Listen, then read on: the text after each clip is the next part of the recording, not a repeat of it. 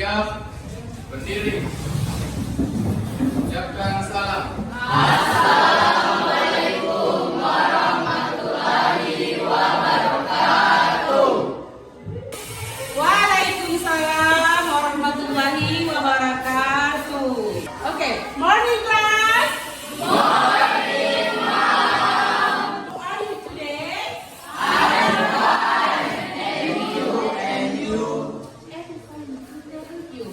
Okay, masih semangat hari ini? Masih. Coba ibu say hi. Hello. Hello. Hi. Ekonomi. Milenial menyenangkan berprestasi. Seperti biasa, siapa yang tidak hadir pada hari ini? Siapa?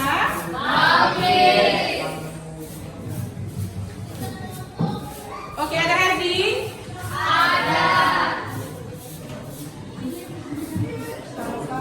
Salsa? Sakit apa? Oke, nanti dijenguk ya. Kemudian Ibu ingin lihat kerapiannya dulu. Silakan rapikan tempat duduknya. Cari posisi ternyaman ketika kalian belajar. Oke, agar apa yang kita lakukan hari ini mendapat kemudahan dari Allah Subhanahu wa taala, Ibu minta satu orang untuk memimpin doa. Silakan muslimin.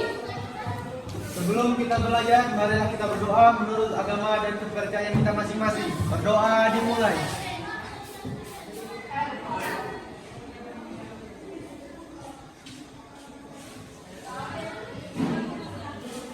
Berdoa selesai. Alhamdulillah, mudah-mudahan apa yang kalian pelajari tadi dijawab oleh Allah Subhanahu wa taala sehingga pembelajaran kita pada pagi hari ini berjalan dengan aman dan diberikan kemudahan sampai selesai.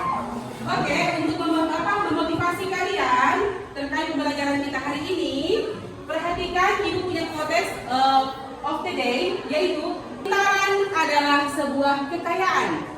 Ia memerlukan kekuatan penyeimbang yang bernama kebijaksanaan. Artinya meskipun kita cerdas tapi kita tidak bijaksana, maka kecerdasan kita itu yang akan membawa kita ke dalam kehancuran.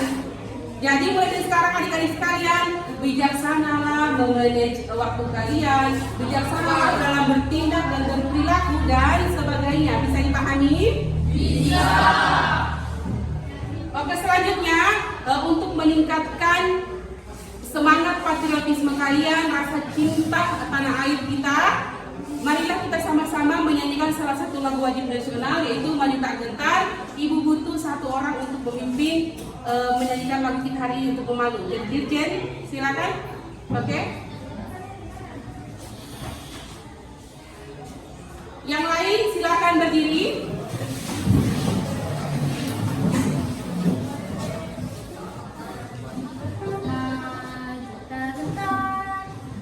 Dasar kita hari ini yaitu 3.4 menganalisis indeks harga dan inflasi. Selanjutnya 4.4 menjadikan hasil analisis indeks harga dan inflasi. Kemudian indikator pencapaian kompetensi kita ada beberapa, silakan perhatikan di slide. Yang pertama atau 3.4.4 merumuskan metode perhitungan indeks harga. Kemudian menjelaskan pengertian dari inflasi atau kenaikan harga. Selanjutnya menguraikan penyebab timbulnya inflasi. Selanjutnya mengkategorikan jenis-jenis inflasi. Kemudian menghitung laju inflasi di Kota Kendari tahun 2020 dan 2021. Selanjutnya menganalisis dampak inflasi terhadap perekonomian. Kemudian untuk KD keterampilan, Ibu harapkan itu menyajikan hasil analisis indeks harga terhadap harga-harga kebutuhan pokok di pasar tradisional di Kota Kendari. Kemudian ada pun tujuan pembelajaran kita hari ini, anak-anak sekalian, Ibu harapkan melalui tanya jawab, kalian diharapkan mampu merumuskan metode perhitungan indeks harga dengan benar. Kemudian yang kedua, Ibu harapkan kalian mampu menjelaskan pengertian inflasi dengan kritis. Kemudian untuk tujuan kita yang ketiga, kalian diharapkan mampu menguraikan penyebab timbulnya inflasi dengan penuh ketelitian. Selanjutnya yang keempat, melalui diskusi kelompok, peserta didik diharapkan mampu mengkategorikan jenis-jenis inflasi dengan penuh ketelitian. Kemudian yang kelima, melalui diskusi kelompok, peserta didik mampu menghitung laju inflasi di Kota Kendari tahun 2021 dengan penuh ketelitian. Kemudian yang tujuan kita yang terakhir akan kita capai hari ini, melalui diskusi kelompok, peserta didik mampu menganalisis dampak inflasi terhadap perekonomian dengan jelas dan kritis. Oke.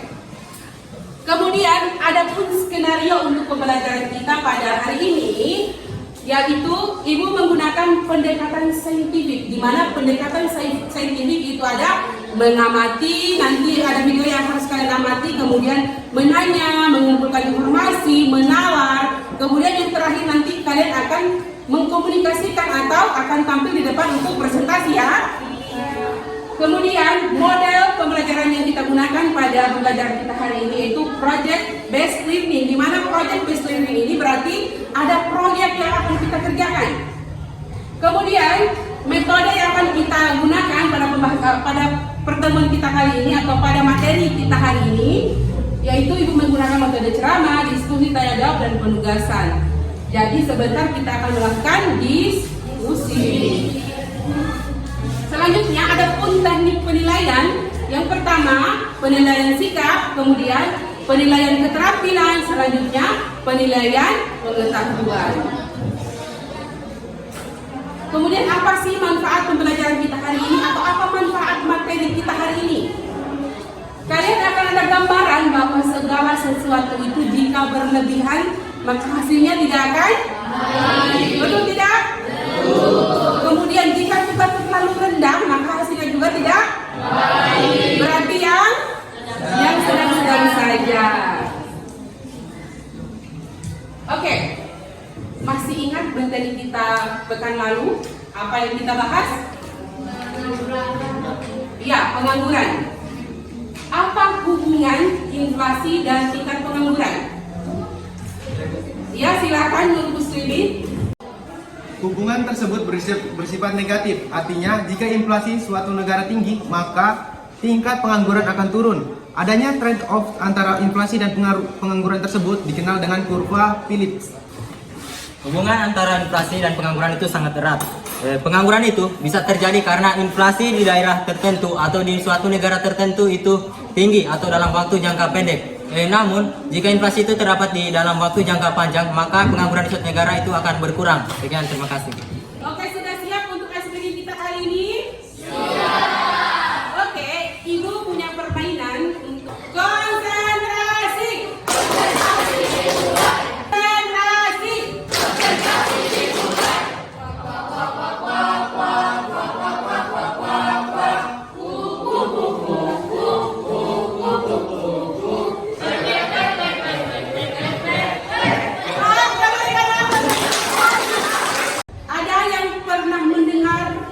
Inflasi?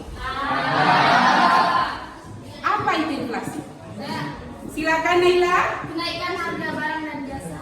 Iya, kenaikan harga barang dan jasa. Ada lagi mungkin yang ingin menambahkan? Kenaikan atau perubahan harga barang atau jasa. Oke, apa yang kalian sampaikan benar sekali bahwa inflasi adalah kenaikan harga secara umum dan secara terus-menerus. Tahu dari mana belajar semalam? Iya. Atau Siti bukan tadi ya? Iya. Oke, luar biasa sekali hari ini. Oke, jadi silahkan konsentrasi lagi. Konsentrasi. Konsentrasi. Ekonomi. Milenial akan berprestasi. Oke, kalian akan mengamati seperti yang disampaikan tadi bahwa kita melakukan pendekatan saintifik. Kita masuk pendekatan yang pertama, aplikasi itu mengamati. Jadi silakan amati video yang akan kita di slide. Jadi diperhatikan atau disimak baik-baik ya. Sudah siap? Harga bahan bakar minyak tentu berimplikasi terhadap berbagai sektor, salah satunya adalah sektor perdagangan. Lalu bagaimana dengan harga sejumlah komoditi di pasar tradisional di Kota Surabaya? Kita pantau bersama. Di Pasar Pondok Surabaya pada Selasa pagi, harga cabai kecil dari Rp40.000 sudah naik menjadi Rp50 hingga Rp55.000 per kilogram. Sementara harga bawang merah dari Rp28 dan Rp30 naik menjadi Rp40.000 per kilogram. Harga bawang putih dari Rp20.000 naik menjadi Rp25.000 per kilogram. Kenaikan harga diperkirakan sebagian terjadi pada komoditas telur, daging sapi dan ayam. Kondisi yang tidak jauh berbeda juga terjadi di Pasar Puncak Surabaya. Di sini harga cabai juga mengalami kenaikan antara Rp3.000 hingga Rp5.000, yakni dari Rp40.000 menjadi Rp45 dan Rp50.000 per kilogram. Namun jika mengacu pada data yang ada pada Sistem Informasi Ketersediaan dan Perkembangan Harga Bahan Pokok atau Sistem Harga Provinsi Jawa Timur, harga masih cenderung sama. Beras putih jika di pasar tradisional harganya berkisar 11 hingga Rp12.000 per kilogram. Harga di Siska Berbako masih Rp9.767. Harga cabai rawit masih Rp50.201 dan harga bawang merah berada di angka Rp27.280. Pedagang pasar tradisional mengaku masih belum merasakan dampak kenaikan harga BBM. Namun, pengumuman kenaikan harga BBM yang mendadak diakui berimplikasi terhadap kenaikan sejumlah komoditas. Akibatnya, konsumen banyak yang mengalami jumlah pembelian. Sudah disimak tadi? Sudah diamati? Oke, ada yang memberikan tanggapan terkait video tadi yang kalian baru saja amati? Ya, silakan Andika. Jadi, berdasarkan video yang telah kita tonton tersebut, sudah terjadi inflasi, namun mungkin inflasinya itu belum sangat parah, ya, yang membuat bahan-bahan pokok di pasar itu meningkat harganya. Yang dari sekitar mungkin harga 20 naik ke 40 atau dari ke 40 naik 50, dan itu sudah terjadi inflasi. Ya, Benar sekali. Ada lagi yang ingin menambahkan? Dari teman-teman lain ada yang menambahkan? Oke, sekarang kita akan melakukan brainstorming untuk menentukan tema proyek kita hari ini. Karena tadi kan ibu sudah sampaikan model yang akan model pembelajaran kita hari ini kan beda dengan pekan sebelumnya, yaitu PJBL. Berarti ada proyek yang akan kita kerjakan yang nantinya akan kita menghasilkan produk. Paham? Oke. Jadi sekarang kita bertukar pendapat, curah pendapat atau brainstorming tentang kira-kira tema proyek yang sesuai dengan kondisi kita saat ini kaitan dengan video pembelajaran tadi. Tadi kan membahas tentang fluktuasi harga ya. Kira-kira coba cari permasalahan atau tema yang akan kita angkat yang akan nantinya kita hasilkan sebuah produk. Kira-kira ada yang ingin memberikan ide tentang tema proyek kita hari ini? Bagaimana kalau kita melakukan penelitian atau kita mengangkat tema proyek kita tentang fluktuasi harga? Tadi kan ada perubahan atau kenaikan harga ya, yang tadinya 20.000 jadi 40.000. Tadi di mana, di daerah mana tadi? Bagaimana kalau kita bentuk atau kita angkat itu yang di daerahnya kita? Setuju? Setuju. Yang kalian ketahui di daerahnya kita ini ada 2 pasar besar kan? Ya, pasar apa namanya? Pasar Kota dan Pasar Mandongan. Jadi adik-adik sekalian, kita tentukan tema proyek kita ya. Jadi tema proyek kita hari ini yaitu kita akan menyajikan hasil analisis indeks harga atau perubahan harga di 2 pasar tradisional, yaitu pasar kota dan pasar mandongan. Kemudian kita akan bandingkan, nanti kita akan analisis kira-kira fluktuasi harganya dari tahun 2020 dan 2021 itu apa saja, atau bahan pokok apa saja yang mengalami fluktuasi yang sangat signifikan, atau bahan pokok apa saja yang mengalami inflasi. Kemudian kita akan menghitung juga berapa kira-kira laju inflasi di pasar tersebut. Bisa dipahami? Bisa. Oke, selanjutnya Ibu minta untuk kelompok anggotanya 1 sampai 5 orang. Untuk kelompok pertama, Naila Sri Resti Alia, Desa Kartika Sari, Hadi Setiawan, Daya Suti, dan Selvia. Silakan. Kemudian kelompok 2, Andika Saputra, Anissa Pratiwi, Ian Pasela, Rizky Syahida, dan Tiara Samsul. Kelompok ketiga, Nuriayen, Aji, Rizky Chandrawinata, Veronica Wulandari, dan Winda Pratiwi. Kelompok keempat, Sasa Indriana, Balkis, Kadar, Desna, dan Herdi. Kelompok 5, Nur Muslimin, Alia Putri, Muhammad Acik, Yohana, dan Salsa. Untuk kelompok 6, Nur Syahrani, Desta, kemudian Muhammad Fadlan, Citra, dan Yayan Deliana. Silakan kembali ke kelompoknya, cari teman kelompoknya. Ada beberapa hal yang harus kalian perhatikan sebelum kita atau sebelum kalian mendesain proyek atau rencana kerja kalian. Yang pertama itu kriteria penilaian laporan atau produk nanti akan kalian hasilkan.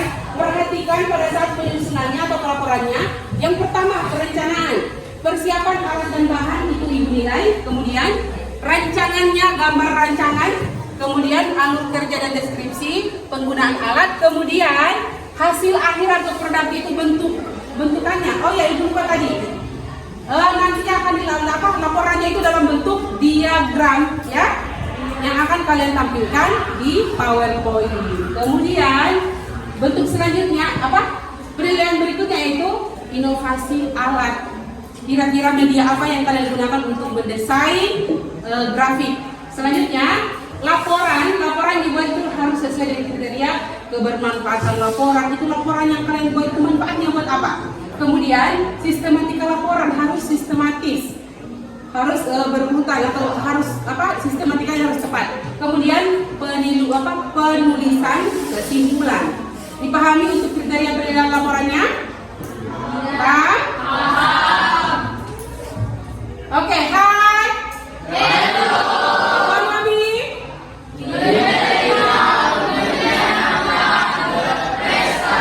Oke, sekarang kita sampai ke tahap kedua yaitu mendesain perencanaan proyek. Jadi adik-adikku sekalian, kalau sudah duduk berkelompok, kita akan membuat rancangan proyek. Tadi kan proyeknya kita menyajikan hasil analisis indeks harga dan inflasi di dua pasar, yaitu pasar kota dan pasar Manula, tepatnya di kota Kendari. Oleh karena itu, kita akan membuat rancangan pelaksanaannya dulu.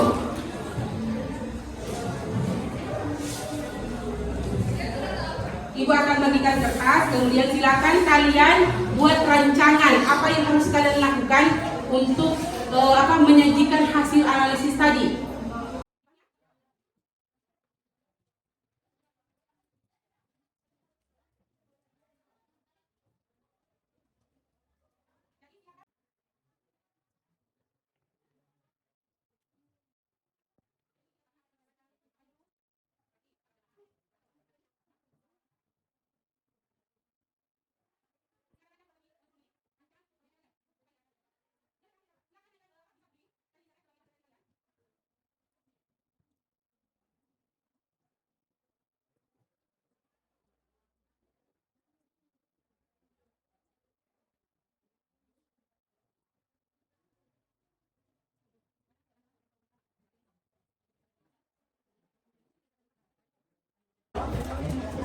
Oke, sahabat yang mereka? Oke,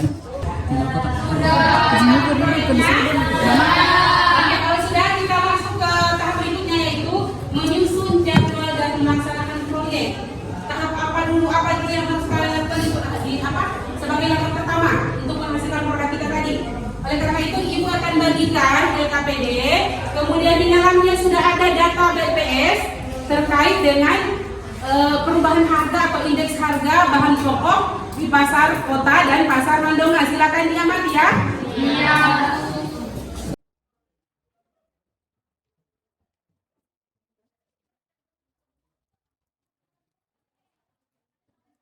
Silakan diamati, diteliti dengan seksama, secara kritis, kemudian langsung laksanakan rancangan dari proyek kalian tadi. Bisa dipahami? Silakan perhatikan di LKPD-nya.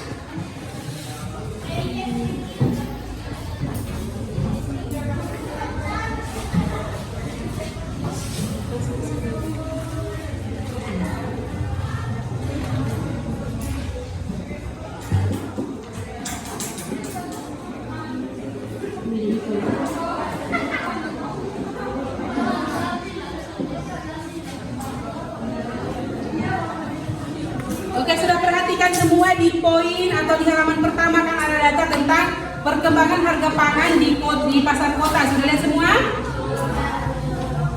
Dan di pasar Mandonga, di situ ada komoditas beras, daging ayam, daging sapi, dan seterusnya sampai gula pasir. Jadi ada 10 komoditas yang akan kita teliti pada proyek kita hari ini. Oke, silakan kerjakan proyeknya. Silakan gunakan media yang kalian bawa atau alat yang kalian bawa, laptop. Bisa langsung silakan diolah dulu, dipindahkan data-data yang ada di LKPD-nya tadi, diketik ulang ke Excel, dihitung di situ. Kemudian akan kita buat diagram. Bisa dipahami? Ya, silakan.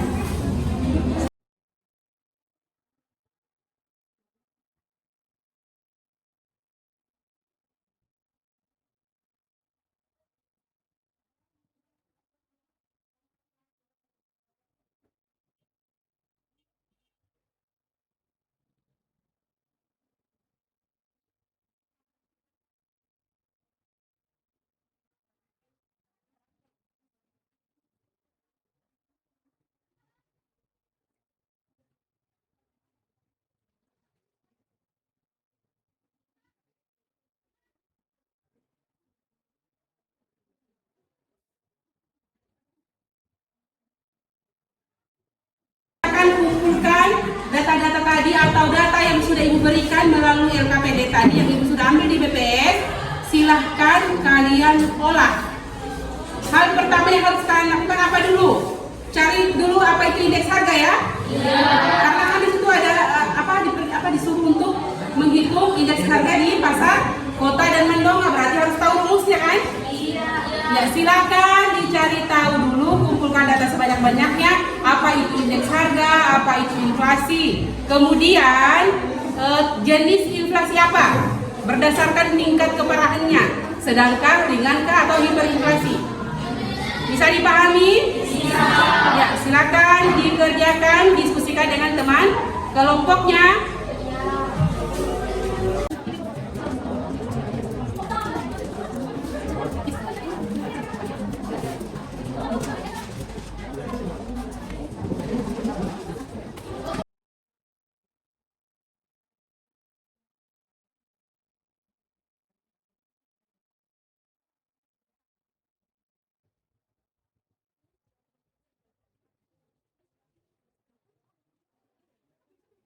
Oke, sekarang kita masuk di tahap untuk menyajikan hasil produknya kalian.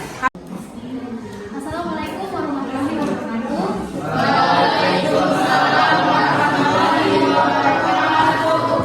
Pertama-tama saya mengucapkan terima kasih untuk kesempatan dan waktu yang telah diberikan oleh kelompok kami.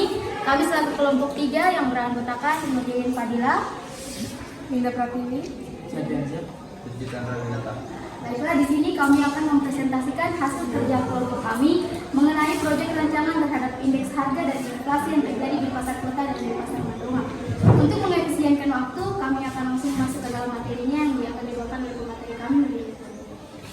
Baik, di sini kita akan menyajikan hasil analisis indeks harga di 2 pasar tradisional di Kota Kendari tahun 2021, yakni pasar kota dan pasar Mandonga.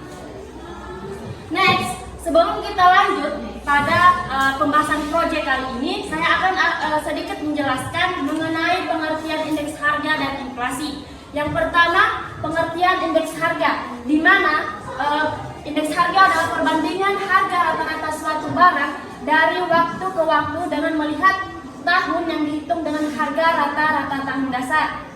Lanjut, untuk pengertian inflasi adalah kenaikan harga barang dan jasa secara umum dan terus-menerus dalam jangka waktu tertentu. Baik, langsung saja kita masuk kepada materi inti, yakni proyek perhitungan indeks harga dan inflasi di dua pasar, yakni pasar Mandonga dan pasar kota. Baik, kita bisa lihat sendiri di sini bahwa terjadi penaikan harga dari tahun 2020 ke 2021. Yakni yang paling signifikan yakni terdapat pada daging sapi yang tadinya 110.000 menjadi 115.150 rupiah. Dan yang kedua yakni minyak goreng yang tadinya dari 13.150 rupiah menjadi 17.700 rupiah. Dan yang selanjutnya lagi yakni beras yang tadinya 11.100 menjadi 11.300. Next, kita akan menghitung pada persentase dari jumlah indeks harga di pasar Mandonga. Ketika kita sudah menjumlahkan ini, kita akan menghitung indeks harga pada yang terdapat pada pasar Mandonga, yakni dengan rumus indeks harga IHTT sama dengan sigma PN per sigma P0 dikali 100. Langsung saja untuk sigma PN kita akan langsung memasukkan nilai yang terdapat pada di 2021, dan untuk nilai sigma P0 kita akan memasukkan nilai hasil presentasi dari tahun 2020 dikali dengan 100%. Setelah dibagi, lalu kita akan mengurangi kembali yang persennya ini menjadi 100 sama dengan 12,66%. Kita bisa lihat di atas bahwa angka 12,66% memiliki arti bahwa dibandingkan tahun 2020, harga barang pada tahun 2021 itu mengalami kenaikan sebesar 12,66% yang terjadi, dan ini juga masuk ke dalam inflasi sedang karena presentasi inflasi sedang itu dari 10% sampai ke 30%. Maka untuk analisis pada perhitungan hasil indeks harga pada pasar Mandonga itu tergabung dalam inflasi sedang. Baik, yang kedua yakni kita akan melihat hasil perhitungan indeks harga di pasar kota. Seperti yang kita lihat bahwa sama seperti sebelumnya di pasar Mandonga, kita akan melihat penaikan harga pada tahun 2020 ke 2021. Yang signifikan yakni beras yang tadinya Rp10.800 menjadi Rp11.350. Dan yang kedua yakni daging sapi yang tadinya Rp109.400 menjadi Rp112.900. Dan yang ketiga ada telur ayam yang tadinya Rp22.250 menjadi Rp24.900. Dan ada lagi cabai rawit. Ini sangat meningkat sekali karena yang tadinya dari Rp39.500 menjadi Rp71.100. Dan ketika kita sudah menghitung, dan di sini kita akan menghitung hasil indeks harga pada pasar kota. Di sini kita akan menggunakan rumus seperti yang tadi, IHTT sama dengan sigma PN per sigma P0 dikali 100, di mana ketika kita sudah menghitung presentase pada indeks harga pada pasar kota, kita akan memasukkan nilainya, di mana bahwa nilai sigma PN itu terdapat pada 110.000 dan sigma P0 itu terdapat pada Rp360.550 dikali 100 sama dengan 112,92 dikurang persennya di 100 sama dengan 12,93%. Dan kita lihat tadi di atas bahwa angka 12,93% itu memiliki arti bahwa dibandingkan tahun 2020, harga barang pada tahun 2021 mengalami kenaikan sebesar 12,93% dan termasuk dalam nilai inflasi sedang. kategori pada inflasi sedang.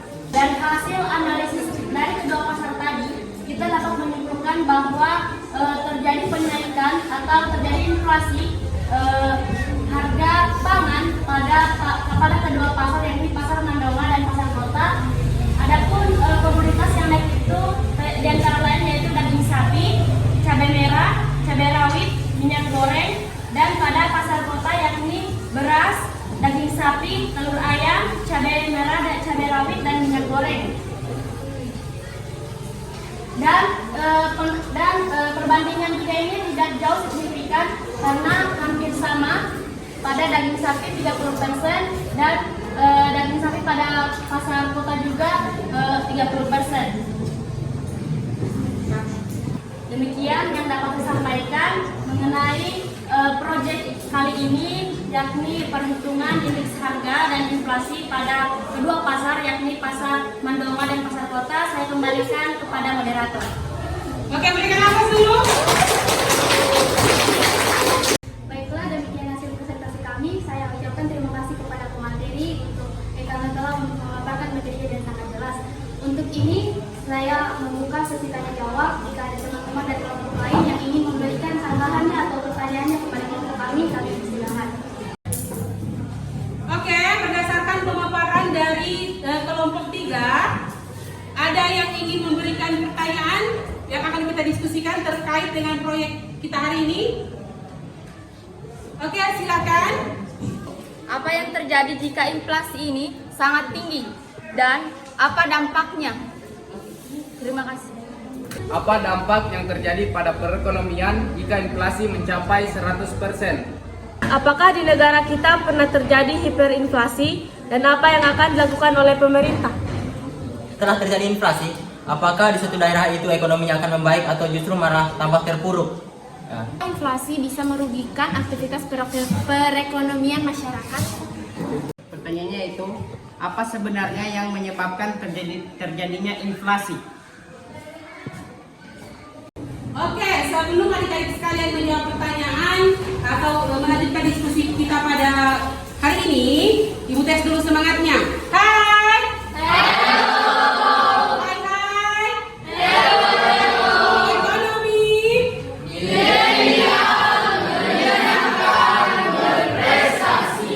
Oke, sudah siap semuanya?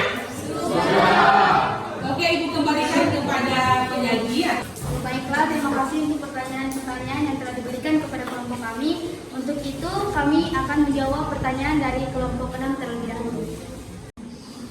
Ya baik, di sini saya akan menjawab pertanyaan dari kelompok 6 yang dimana pertanyaannya, apa yang akan terjadi pada perekonomian jika inflasi harga mencapai 100%? Jawabannya, inflasi yang hingga mencapai 100% dapat menyebabkan pendapatan real masyarakat semakin turun karena harga barang yang semakin mahal sehingga standar hidup mereka juga akan semakin turun. Situasi ini akan membuat masyarakat yang sudah tergolong miskin menjadi makin miskin. Sekian dan terima kasih. Oke, berikan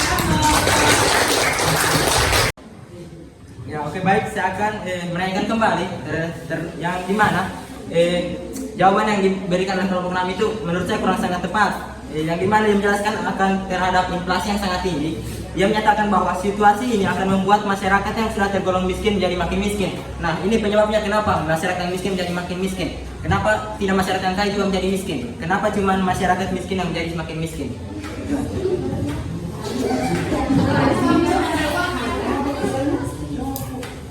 Oke, ada yang ingin menanggapi dari kelompok lain? Pertanyaannya, guru ini. Oke, silakan.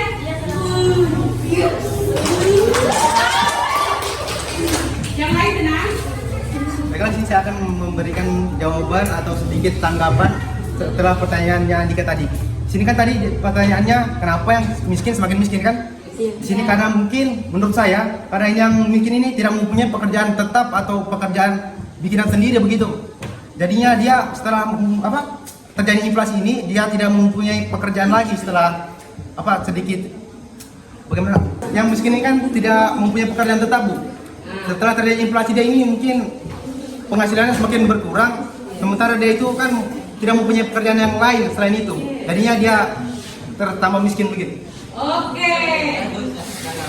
Kalau kita membahas tentang inflasi dan jika Anda menyatakan tidak mempunyai pekerjaan tetap, Anda tahu bahwa orang-orang yang terkena inflasi dan dampak inflasi ini adalah orang-orang yang mempunyai pekerjaan tetap. Karena orang yang mempunyai pekerjaan tetap ini hanya berfokus pada satu tujuannya. Nah, sedangkan orang yang susah untuk terkena inflasi adalah orang yang punya investasi atau pekerjaan sampingan. Orang yang karena Anda katakan orang yang kena inflasi ini karena tidak mempunyai pekerjaan tetap, betul? Nah, begini. Justru dengan sebaliknya, orang yang terkena inflasi ini adalah orang-orang yang bekerja di tetap di suatu perusahaan contohnya. Dia cuma bekerja di suatu perusahaan itu tanpa mempunyai bisnis yang lain.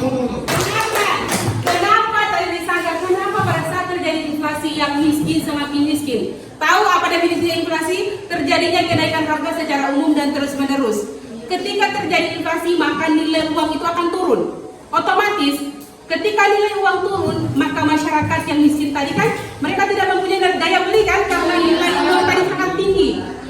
Dengan misalkan dia uang 100.000 yang tadinya dia bisa beli beras berkilo-kilo mungkin, tapi dengan naiknya inflasi paling hanya berapa kilo dia bisa dapat untuk memenuhi kebutuhan keluarganya.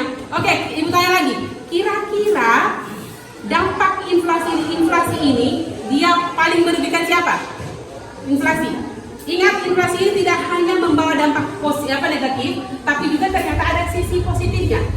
Kira-kira sisi positif dari inflasi ini apa? Siapa yang diuntungkan dengan adanya inflasi? Masyarakat atau yang memiliki pendapatan tetap? Kenapa?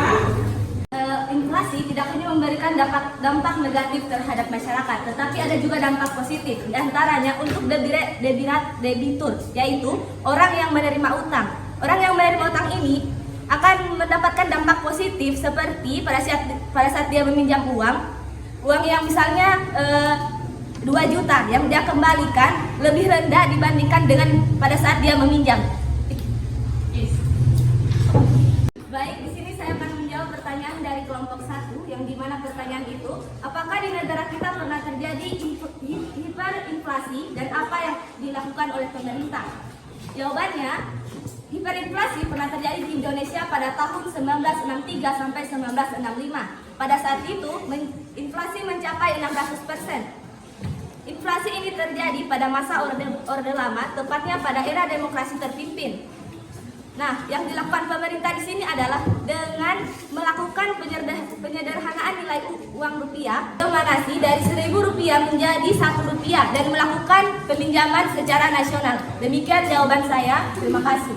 Di sini kami akan menjawab pertanyaan dari kelompok 4, yaitu mengapa inflasi bisa merugikan aktivitas perekonomian masyarakat. Inflasi juga berpengaruh dan merugikan konsumen karena gaji atau penghasilan menjadi stagnan, tetapi biaya pengeluaran atau belanja membengkak karena kenaikan harga barang atau jasa yang menjadi kebutuhan utama. Dampak selanjutnya dari inflasi adalah mempengaruhi kemampuan ekspor sebuah negara. Terima kasih. Baiklah, terima kasih. Di sini saya akan menjawab pertanyaan dari kelompok 2. Yang pertanyaannya, tolong dijawab, dibacakan pertanyaannya. Ya, apakah jika di suatu negara, di suatu daerah baru saja terjadi inflasi, lalu inflasinya mulai menurun, apakah perekonomian di suatu daerah itu akan membaik atau malah buruk?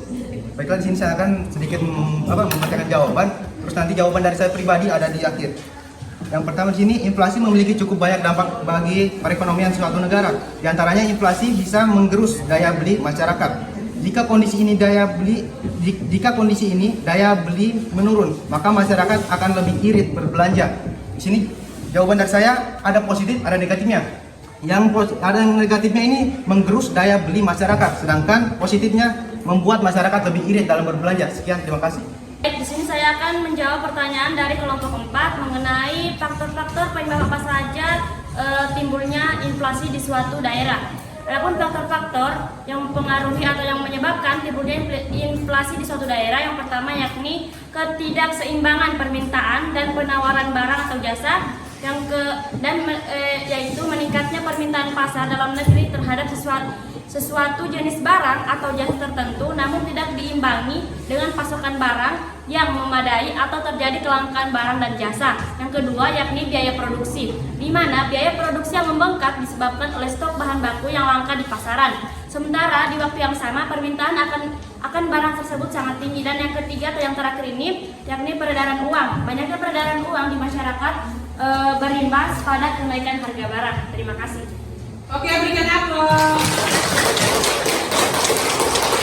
Demikianlah hasil diskusi dari kelompok kami. Terima kasih untuk perhatian yang diberikan kepada teman-teman kepada kelompok kami. Untuk itu kami akhiri, kami ucapkan terima kasih. Assalamualaikum warahmatullahi wabarakatuh. Waalaikumsalam warahmatullahi wabarakatuh.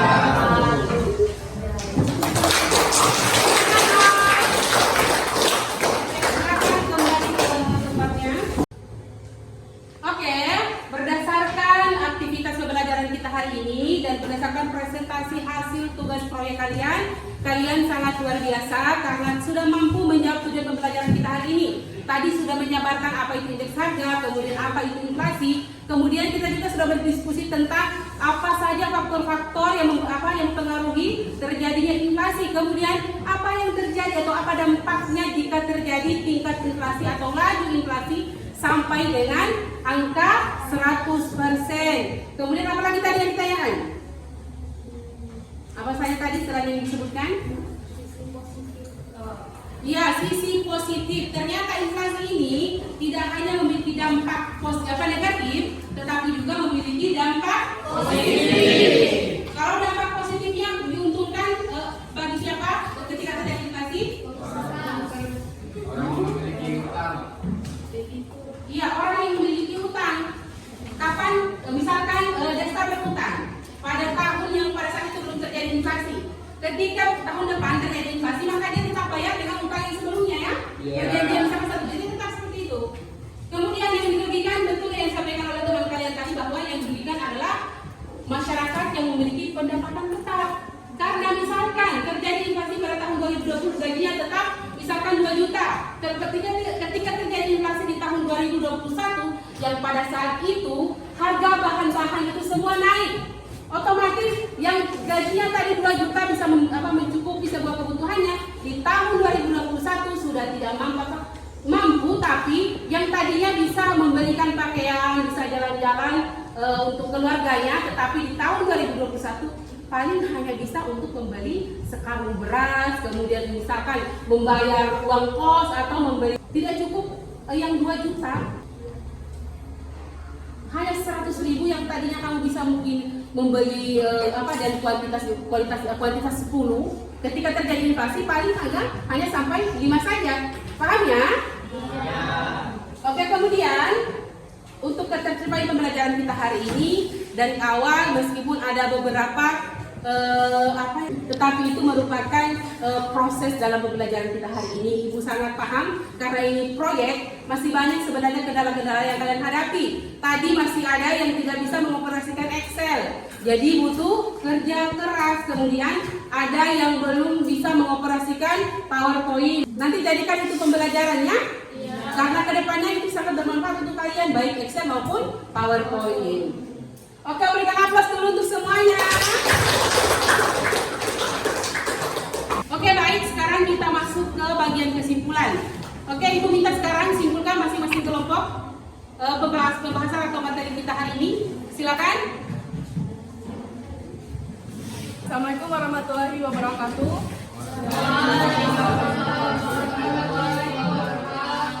Ya, langsung saja di sini saya akan menyimpulkan cara mengatasi dampak inflasi. Yang pertama yaitu kebijakan moneter. Kebijakan moneter akan diberlakukan ketika terjadi dampak inflasi dengan tujuan untuk menjaga kestabilan moneter. Yang selanjutnya, cara kedua yaitu kebijakan fiskal. Kebijakan fiskal juga dapat ditempuh untuk mengatasi terjadinya dampak inflasi. Langkah ini ditempuh dengan tujuan memengaruhi penerimaan dan pengeluaran pemerintahan. Sekian, terima kasih. Dampak positifnya, tingkat inflasi ringan membawa pengaruh positif untuk mendorong perekonomian. Hal ini membantu peningkatan pendapatan nasional, mendorong masyarakat untuk menabung, investasi, dan bekerja. Yang kedua, dampak inflasi karena penurunan nilai mata uang tidak merugikan sebagian kelompok, contohnya pengusaha mendapatkan keuntungan dari penghasilan. Yang ketiga, dampak positif inflasi produsen yaitu mendapatkan pendapatan lebih tinggi dari kenaikan biaya produksi. Yang keempat, inflasi memberikan dampak positif untuk debitur menyebabkan ketika pembayaran utang nilai uang lebih rendah dibandingkan ketika meminjam. Sekian, terima kasih. Baiklah, adapun kesimpulan dari kelompok kami adalah pengertian inflasi. Inflasi adalah proses meningkatnya harga dan jasa secara umum dan terus-menerus.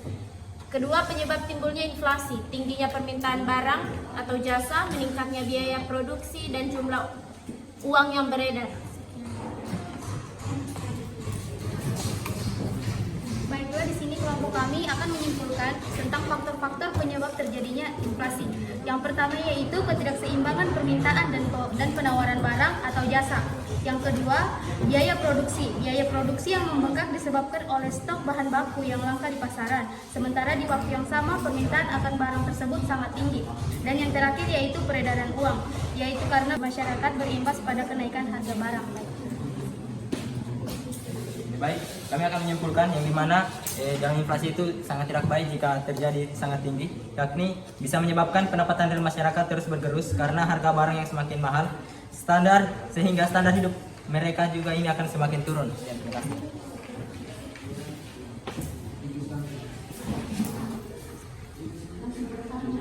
Secara umum, penyebab inflasi akibat kenaikan biaya produksi adalah karena adanya desakan biaya produksi yang semakin naik. Inflasi ini dapat terjadi kepada negara yang ekonominya sedang bertumbuh berkembang. Terima kasih. Oke, baik, sangat luar biasa kesimpulan yang kalian ambil hari ini. Betul sekali apa yang kalian sampaikan. Ibu sangat mengapresiasi keaktifan masing-masing kelompok. Kalian hari ini terlihat kolaborasinya, saling membantu ketika ada kesulitan kelompoknya dalam mencari solusi dari permasalahan yang disampaikan oleh kelompok lain. Terlihat tadi ya? Iya. Saling membantu. Kemudian Ibu juga sangat mengapresiasi untuk adik-adik yang sudah berkontribusi positif dalam keaktifan proses pembelajaran kita hari ini. Berikan aplaus dulu. Kemudian Ibu minta di tahap akhir nanti untuk dikumpulkan itu kalian membuat butir-butir kesimpulan mengenai materi pembelajaran kita hari ini dengan bahasa sendiri, nanti dikumpul sama Ibu ya. Kemudian ada yang kurang dipahami pada pembelajaran kita hari ini? Ya, silakan Nadika. Mengapa pada saat terjadi inflasi itu diagram indeks harga itu sangat berharga, sangat penting? Oke, terima kasih. Ada lagi, Ibu kumpul dulu biar sekalian Ibu jawab.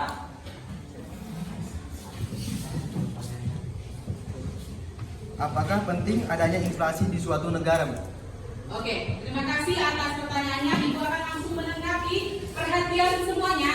Tadi teman kalian sampaikan bahwa intinya seperti ini. Apa sih itu pentingnya indeks harga, kontribusinya indeks harga terhadap inflasi seperti itu ya? Perhatikan semuanya.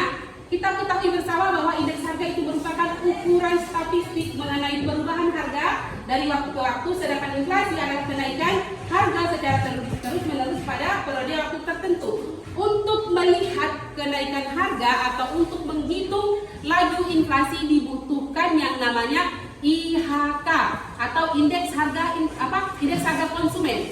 Indeks harga konsumen ini diambil dari mana? Indeks harga konsumen ini diambil dari fluktuasi harga, perubahan harga atau fluktuasi atau perubahan harga bahan pokok yang ada di pasar-pasar itu. Jadi itu sangat penting. Kemudian indeks harga merupakan dasar untuk menghitung inflasi. Bagaimana caranya kita bisa mengetahui seberapa besar laju inflasi di daerah kita atau di negara kita dalam konteks yang lebih luas kalau kita tidak mengetahui indeks harga konsumennya? Bisa dipahami Andika? Yang lain? Bisa. Oke. Intinya seperti ini. Semakin tinggi indeks harga dari waktu ke waktu, semakin cepat pula laju inflasinya. Tadi terlihat di pasar kota dan pasar Mandunga, meskipun ada beberapa barang yang tidak terpengaruh dengan adanya tingginya indeks harga di beberapa bahan pangan yang lainnya. Lanjut. Pertanyaan tadi yang sangat luar biasa, Ibu sangat mengapresiasi, berarti ada perhatian yang sangat luar biasa untuk materi kita. Apa apakah inflasi itu penting? Apa perlu diperlukan oleh sebuah negara? Ingat, inflasi itu sangat diperlukan, tapi sekali lagi Ibu ingatkan, yang berlebihan itu tidak baik. Yang terlalu rendah juga tidak baik. Artinya, inflasi harus yang terkendali. Ingat, inflasi terkendali akan meningkatkan kegiatan perekonomian. Inflasi akan mendorong berkembangnya ekonomi karena permintaan barang dan jasa meningkat, sehingga membuat harga naik. Hal tersebut tentunya dapat mendorong pengusaha untuk memperluas produksinya sehingga memberi lapangan kerja baru. Inflasi terkendali meningkatkan kegiatan perekonomian. Ketika kegiatan perekonomian bagus, maka akan mendorong berkembangnya ekonomi karena permintaan barang dan jasa. Permintaan barang dan jasa meningkatkan apa? Harga naik. Kalau produsen atau pengusaha ketika harga naik, apakah dia turunkan harga barangnya? Itu mendorong mereka untuk memproduksi lebih lagi ya. Kemudian hal tersebut dapat mendorong pengusaha memperluas produksinya, sehingga apa yang terjadi ketika produksinya diperluas, otomatis kan dia butuhkan tenaga kerja, maka otomatis terbuka lapangan kerja, ada penyerapan tenaga kerja di sana ya. Selanjutnya, namun harus ada beberapa yang sekali ingat atau harus diingat, bagi masyarakat yang berpenghasilan tetap akan rugi karena jika pendapatannya tetap itu ditukarkan dengan barang dan jasa, maka hasilnya akan lebih sedikit, seperti contoh yang diberikan tadi di bagian pertengahan tadi yang tahun 2020 dan tahun 2021. Oke, berarti sudah pembelajaran kita hari ini. Untuk menguji pemahaman kalian akan Ibu bagikan soal atau akan kalian kerjakan soal evaluasi terkait pembelajaran kita hari ini.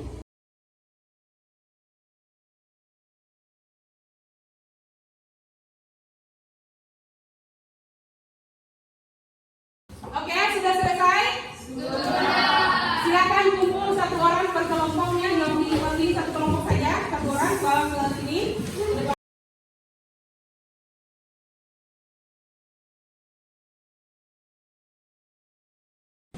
Berikan aplaus untuk semuanya. Oke, kita sampai di tahap akhir. Mudah-mudahan pembelajaran kita hari ini dapat bermanfaat untuk adik-adik sekalian. Di masa depan maka kalian menjadi orang-orang hebat, orang-orang sukses yang ikut berkontribusi bagi pertumbuhan perekonomian bangsa kita. Ayo berikan aplaus sekali lagi. Oke, seperti biasa, sebagai ungkapan rasa syukur kita kepada Allah Subhanahu wa Ta'ala karena sudah diberikan kemudahan dan kelancaran pada pembelajaran kita hari ini, kita tutup dengan membaca hamdalah alhamdulillahirabbil alamin. Kemudian silakan pimpin satu orang. Silakan Ian Kasela.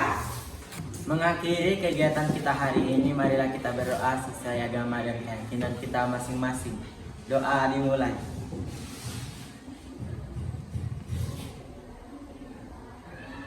Doa selesai.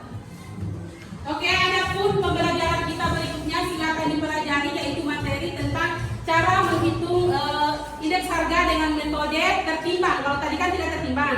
Insya Allah pekan depan kita akan bahas materi tentang menghitung indeks harga dengan metode tertimbang, yaitu menggunakan metode Lex Perez dan metode basket. Itu saja, sampai ketemu di pembelajaran pekan depan.